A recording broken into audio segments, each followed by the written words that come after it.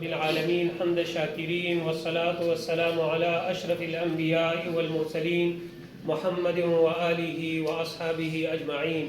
إله العالمين رب کریم خالق لا یزال خداوند کریم دے زمنگ دا خوب ملک خداداد پاکستان شاد باد زندہ باد تل تر تل قائم و دائم ساتھی.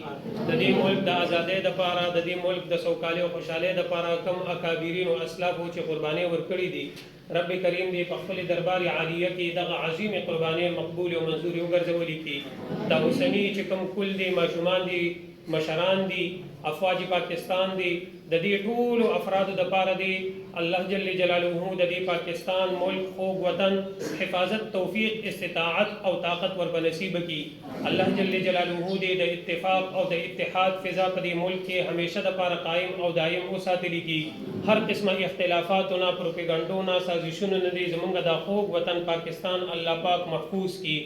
رب کریم دې د دې ملک پاکستان په مخالف باندې چې څومره کفری سازشونه دي او دغه شان د اغیارو پروپاګاندا دي سازشونه دي د دې ملک د ختمولو د پاره، هغه پروپاګاندا او سازشونه دي الله پاک نیست و نابود او ختم کی.